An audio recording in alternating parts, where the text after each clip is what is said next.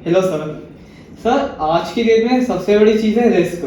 Sir बड़े लोगों से बात करो तो बोलते हैं कि जितना है उसमें ही खुश रहो, रिस्क लेके क्यों अपने फाइनेंस को छेड़छाड़ करो।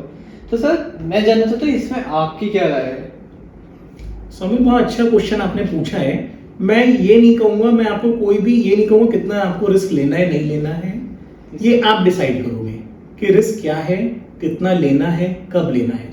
मैं आपको जो 3-4 एग्जांपल्स दूंगा जिससे आपकी क्लैरिटी ऑफ रिस्क जो है वो काफी क्लियर होगी। ठीक है ना, आपका क्लैरिटी मिल जाएगी आपको कि रिस्क क्या होता है। अच्छा, आप एक चीज बताइए, आप सुबह रोज न्यूज़पेपर पढ़ते हो? हाँ जी सर। ठीक है, न्यूज़पेपर में क्या होता है? एक्सीडेंट्स के केसेस आते हैं, हाईवे पे एक्सीडेंट हो गया, ये डेथ हो गई, इतना हो गया। तो आप फिर बताओ एक्सीडेंट्स क्यों होते हैं? सर एक्सीडेंट्स पहली चीज़ है कि अगर व्हीकल चलाना नहीं आता हो तब भी रोड पे व्हीकल लेके चले तो मतलब नेचुरली एक्सीडेंट होंगे उससे।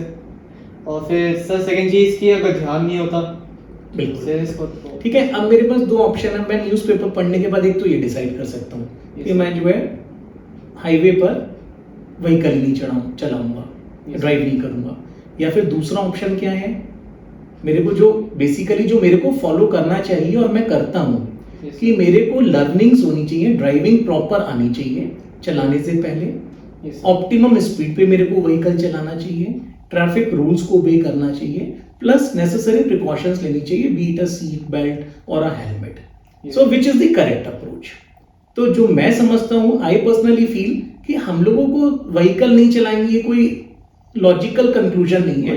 हमें कोई वैलिड ऑप्शन नहीं है। ऑप्शन है कि हम प्रॉपर चलाएं, हम प्रॉपर उसकी लर्निंग करें, प्रॉपर प्रिकॉशंस लें, बोले। अब एक दूसरा एग्जांपल मैं आपको देता हूँ। आप कहते होंगे, आपके बड़े बूढ़े तो ये भी कहते हैं आप किसी को उधार मत दो, पैसा डूब जाता है। Yes sir. आपको पता है बैंकिंग इंस्टीट्यूशंस का मेन बिजनेस क्या है? वो आपसे पैसा लेते हैं फिर लेंड करते हैं। Yes sir. They are into the business of accepting deposit from the people and then lending it to people. अब उसमें देखिए, अब ऐसे तो अगर वो लोन देंगे तो सारा डूब जाना चाहिए, बट वो भी क्या करते हैं, लोन देते हैं लेकिन उससे पहले ड्यू डिलीजेंस करते हैं। यहाँ पे भी अप्रोच देखिए, हम ये नहीं कह रहे कि क्योंकि पैसा डूब जाता है तो हम लोन नहीं देंगे। हम लोन देंगे, उसकी एबिलिटी टू पे देखेंगे, विलिंगनेस टू पे देखेंगे, उसकी ड्यू डिलीजेंस करेंगे, प्लस नेसेसरी प्रोविजंस रखेंगे। हाँ, कुछ बेड डेट्स होते हैं, कुछ लोन नहीं पे होंगे, उसका हम प्रोविजन करके चलेंगे। So again this is the correct approach. ठीक है, अब आप रिस्क की बात करेंगे, एक और एग्जांपल देता हूं। आप सोचते हैं बैंक में फिक्स डिपॉजिट्स सेफ है, बट टेक्निकली यू नो कि बैंक में जो फिक्स डिपॉजिट्स हैं per PAN up to 5 lakh rupees तक सेफ है।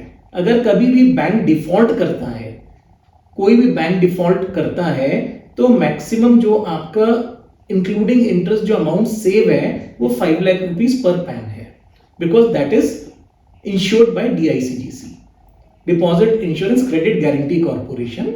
अगर सपोज आपका टोटल बैंक में अमाउंट 10 लाख रुपए है और बैंक डिफॉल्ट कर देता है, बैंक फेल हो जाता है, you will get only 5 lakh rupees. ये भी रिस्क है। तो इसका मतलब तो मैं बैंक में FDs रखना करना छोड़ दूं। एक है मैं FD करूं, बैंक की फाइनेंशियल स्ट्रेंथ देखूं, यस सर। उसके बाद फाइनेंशियल स्ट्रेंथ बैलेंस शीट देख के फिर मैं इन्वेस्ट करूं। करेक्ट? Yes sir. तो ये भी एक रिस्क को अवॉइड करने का या फेस करने का तरीका हो सकता है।